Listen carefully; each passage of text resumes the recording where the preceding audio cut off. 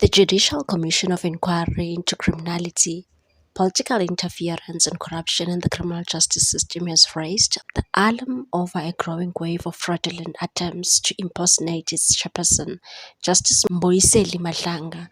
Commission spokesperson Jeremy Michaels confirmed that multiple incidents have surfaced in which scammers poses Justice Madlanga to influence official decisions or solicit money from unsuspecting members of the public, legal practitioners, and government officials.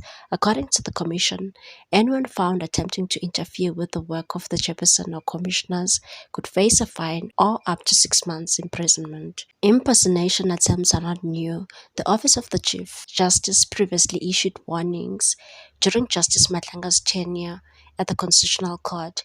However, Michael said these cases have escalated significantly since Madlanga assumed leadership of the Commission, and said some communications are crafted to create the impression that the impersonator is the chairperson of the Commission.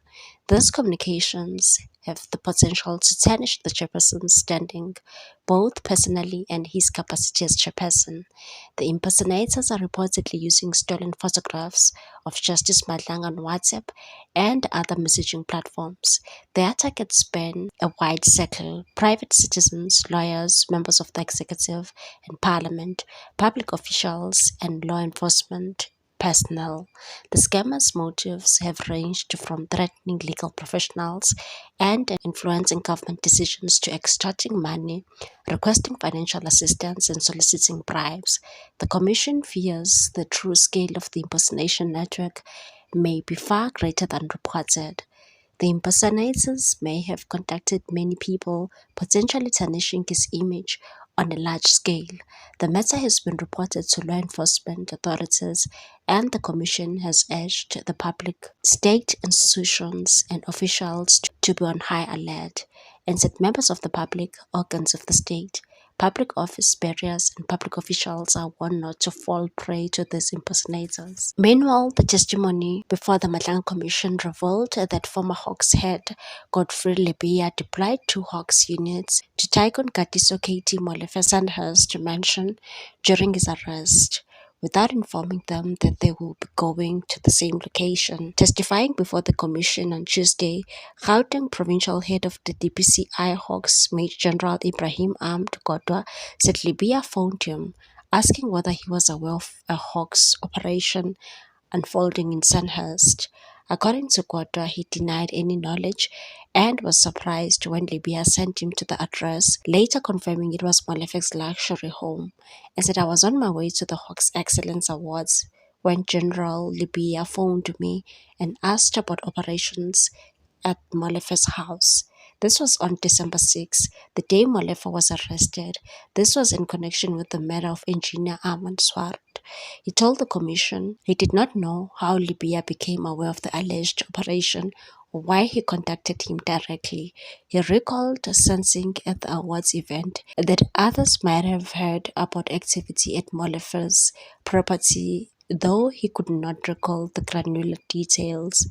While still at the ceremony, he received a message from a subordinate confirming that the operation at Molefe's residence, part of a counterintelligence and political killings task team investigation, was legitimate. Carter forwarded that confirmation to Lebeya but said he never received a response. He testified that he only learned through the Commission's proceedings that Hawks officers were accused of interfering in the arrest.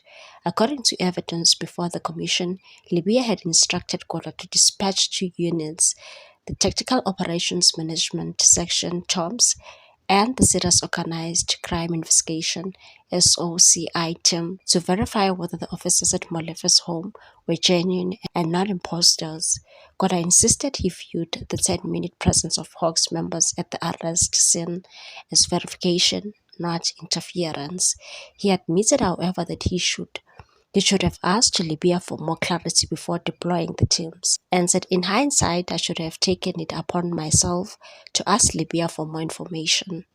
But when an instruction comes from the national head, I accept his bona fides." He emphasized that the Hawks often deal with criminals impersonating police officers, which influenced his compliance. He said interference will involve improper conduct, not simply verifying credentials. From what I heard here, I'm satisfied there was no interference. Co-Commissioner Sisi Baloyi asked whether Libya had ever previously requested real-time verification of an active operation and said never before. Meanwhile, Commission Chair Justice Mbusini Madlanga noted he intends to call Libya to explain allegations that Hawks members, under his instruction, interfered with Gauteng counterintelligence and the political killings task team operations during Molefa's arrest.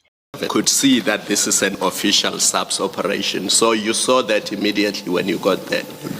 Now, what entitled you to a reference number and a case number in relation to the J51?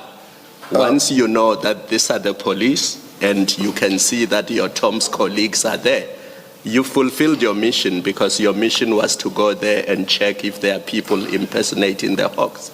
Once you got there and you see that they are legitimate Tom's people, they are legitimate SAPS people, that's what you were sent there to do.